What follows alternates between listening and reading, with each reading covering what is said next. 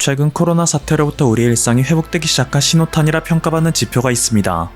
바로 극장가를 찾는 이들이 이전에 비해 훨씬 늘고 있다는 것인데요. 특히 지난 5월 18일 개봉한 영화 범죄도시2는 6월 11일부로 개봉 3주 만에 누적 관객수 1000만을 돌파하며 극장가의 화려한 부활을 알렸습니다. 이게 얼마나 대단한 것인가 하면 코로나19가 발발하기 직전 개봉했던 겨울왕국2가 1000만 관객을 돌파한 후 단 한 번에 1000만 영화도 나오지 않다가 2년 6개월 만에 등장한 첫 1000만 영화이며 국산 영화로만 따지자면 봉준호 감독의 영화 기생충 이후 2년 11개월 만에 등장한 1000만 영화입니다. 범죄도시2를 흥행하게 만들어 주었으며 현재까지도 한국에서 수많은 유행어를 남기게 된 전작 범죄도시1이 누적 관객수 680만에 머물렀다는 것을 감안하면 이번 차기작이 얼마나 큰 성공을 거두었는지 알 수 있는데요. 특히 영화의 간판 배우이자 주연인 마동석은 과거 영화 베테랑, 부산행, 신과 함께 원투에 이어 이번 범죄도시2까지 총 5개의 1000만 영화에 출연하게 된 대한민국의 간판 배우로 등극하게 되었죠. 그리고 그의 과거 행적이 하나둘 드러나며 수많은 네티즌들은 그의 인성과 의리를 극찬하기도 하는데요. 영화에 관심이 많은 이들이라면 다소 이상하게도 느낄 수 있을 법한 것이 그의 필모를 살펴보면 유독 흥행에 성공하지 못하는 수준을 넘어 폭망했다 해도 과언이 아닌 작품들이 많다는 것을 알 수 있습니다. 누적 관객 동원수가 1만 8만에 불과해 독립영화라 봐도 무방한 성적이고 네티즌 평점도 바닥을 기는 수준에 이르는 작품이 많은 것인데요. 배우 마동석이 무명 시절 때 찍은 게 아닌가 생각하기엔 이미 그는 2008년 놈놈놈, 2009년 국가대표, 2011년 범죄와의 전쟁, 2012년 이웃사람, 반창고, 2014년 군도 등 무명 배우라고 불리기에는 수많은 사람들에게 얼굴이 알려졌고 나름의 커리어를 만들어 놓은 상태였죠. 심지어 그는 2015년 베테랑, 2016년 부산행을 통해 천만 배우에 입상한 이후에도 무수히 많은 작품에 무려 주연으로 출연하여 25만, 6만, 43만 등 그에게 있어서는 나름 초라한 성적을 거두었는데요. 이에 수많은 영화 팬들은 배우 마동석에게는 작품을 보는 눈이 없다. 이따금 좋은 감독이 그에게 적절한 배역을 주었을 때나 잭팟을 터뜨리는 한계를 갖고 있다라며 평가절하하곤 했죠. 그런데 얼마 전 이러한 그에 대한 평가를 단숨에 뒤바꿔버리는 인터뷰가 공개되었습니다. 2018년 개봉하여 159만의 관객을 동원한 마동석 주연 영화 성난황서의 감독이 배우 마동석의 기이한 행적에 대한 진실을 밝혀버린 것인데요. 배우 마동석은 늘 영화보다 중요한 것이 사람 간의 의리나 약속이라고 강조합니다. 그래서 오랫동안 함께 미래를 봐왔던 신인 혹은 중고 신인 감독들과의 작업을 우선시했죠. 자칫 배우에게는 치명적일 수 있는 이미지 소모를 감수하면서도 오래전의 약속을 반드시 지켜내는 것입니다. 마동석 자신이 무명 시절을 보내는 동안 동고동락했거나 자신에게 조금이라도 도움을 줬던 이들의 은혜를 잊지 않고 그들의 작품이라면 묻지도 따지지도 않고 흔쾌히 주연으로 출연해주고 있다는 것이었습니다. 수많은 명품 배우들이 이미지 소비를 우려하여 작품 하나에 출연하는 데에도 심사숙고하는 것과 대조적으로 배우 마동석은 무모하게도 자신의 이미지 소비와 관계없이 의리를 지키고 은혜를 갚는 데 온 힘을 다하고 있는 거죠. 진실을 알게 된 네티즌들은 역시 마블리, 앞으로 더 꽃길만 걷기를 바랍니다 라며 그의 행보를 응원하는가 하면 어쩐지 22살의 15학번이나 20살의 설정으로 나올 때부터 이상했다. 아무따 다작의 부작용인가? 아니면 22살 20살 할 때 살이 나이를 뜻하는 게 아니라 죽일 살자인가 라며 우스갯소리를 던지기도 합니다.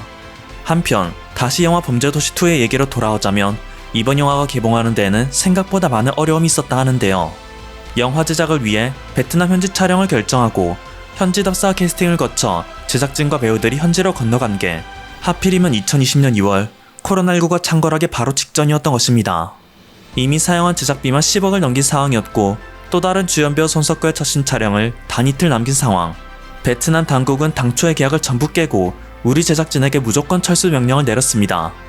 사실 영화 촬영은 민간인들과의 접촉이 전무하고 배우진과 스태프 모두 한국인들로만 구성되어 장소만 대여하기를 기해 코로나19 확산에 대한 우려는 하지 않아도 됐지만 아시다시피 이때 당시 베트남에서는 한국을 사우스 코로나라 부르며 태극기에 코로나 바이러스를 합성할 정도로 혐한 여론이 들끓던 시기였기 때문에 베트남 당국은 돈은 돈대로 받아놓고 우리 제작진들을 쫓아내버린 것이었죠.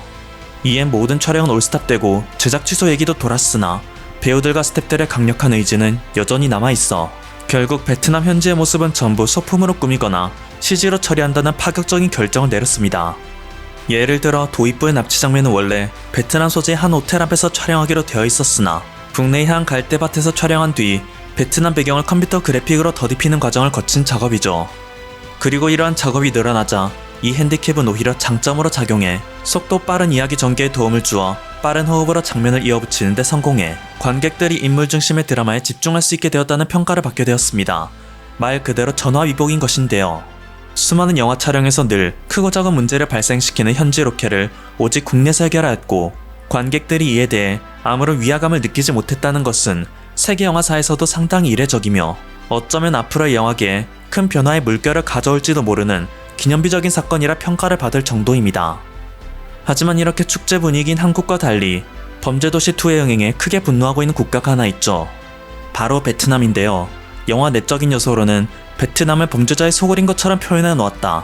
베트남의 공안은 아무 능력도 없는 적폐 조직처럼 묘사해 놓았다며 불평불만을 늘어놓는가 하면 실제로 한국이 코로나 바이러스를 퍼뜨린 것은 사실인데 왜 베트남 정부가 억지를 부려 쫓은 것이라 인터뷰하냐 라며 한국은 지금 당장 베트남에 사과를 해야 한다는 주장을 하고 있습니다.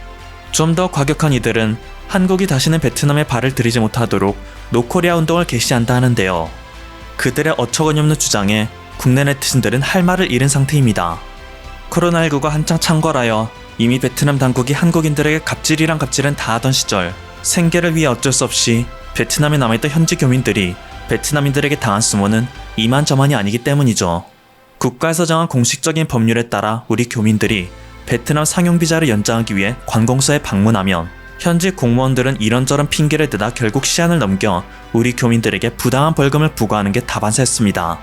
이에 대해 항의를 하면 당장 추방시킬 수도 있다. 추방당하지 않으려면 벌금에 더해 추가금을 줘야겠다라며 우리 교민들을 상대로 말 그대로 삥을 뜯는 것이 일상이었다고 하는데요. 이에 따라 사정이 급한 우리 교민들은 비자 연장 때마다 1,000에서 2,000달러를 지불해야 하는 부당한 처우를 당했습니다. 그렇다고 해서 이에 질린 교민들이 베트남을 떠나는 것이 간단한 일이었던 것도 아닙니다. 베트남인들의 갑질에 못 견뎌 결국 자신의 생업을 전부 포기하고 한국으로의 귀국을 결심한 이들은 출국장에서 마른 오징어를 쥐어짜는 듯한 대우를 받았습니다. 벌금까지 지불하고 자진 출국하겠다는 한국인들을 붙잡고 베트남 공안은 이유 없이 출국 사유를 꼬치꼬치 캐무는가 하면 최초 입국 허가서 등 말도 안 되는 추가 서류를 요구하고 모든 서류를 준비해 담당자에게 제출했음에도 담당자는 그들을 앞에 두고 몇 시간 동안 아무 말도 하지 않았다죠. 그제서야 돈을 더 달라는 소리구나라는 것을 깨달은 우리 교민들은 한 명당 25만원의 돈을 담당자에게 찔러주었더니 비로소 출국 비자가 발급되어 베트남을 떠날 수 있었다는 씁쓸한 증언이 여기저기서 공개되었습니다. 누군가는 해도 해도 너무한 거 아니냐며 베트남 공무원에게 항의했으나 그들에게 돌아온 대답은 한국인들은 어차피 이 정도 돈 한 달이면 벌지 않냐는 심드렁한 반응뿐이었죠. 코로나 창궐 당시 한국인들을 향해 무작정 혐오 발언을 내뱉은 것이 베트남인 것도 사실이고 오랜 기간 한국인들을 돈 많은 호구로 인식하여 크고 작은 범죄를 저질러온 것이 베트남인 것 역시 사실이기에 한국의 네티즌들은 대체 무슨 문제냐며 오히려 베트남이 한국에게 사과할 것이 많다는 정황만 나온다 주장합니다. 두 번째, 분노한 베트남인들이 펼치는 노코리아 운동이 과연 실효성이 있는가에 대해서도 반박의 목소리가 큽니다. 베트남 GDP의 3분의 1을 차지하는 것이 한국 삼성전자의 공장이라는 경제적인 요소는 차치해 두고서라도 그 자존심 세단한 베트남인 당사자들 역시 실제로는 한국을 더욱 추종하는 분위기이기 때문입니다. 베트남 최고의 명문 하노이 대학교 입시에서 가장 높은 커트라인을 기록한 학과가 바로 한국학과입니다. 베트남에서는 전통적으로 수많은 계열 중 의학 계열이 가장 높은 커트라인을 기록했고 그 이후로는 외국어 계열이 높은 커트라인을 기록했는데요. 아무래도 베트남 내 글로벌 기업에 취직한다든지 아무리 못해도 외국인들을 상대로 영업할 수 있다는 이점이 있어 가장 높은 선호도를 보였던 것이죠. 그런데 얼마 전에는 매우 이례적으로 한국어학과가 모든 학과를 제치고 가장 높은 커트라인을 기록한 것입니다.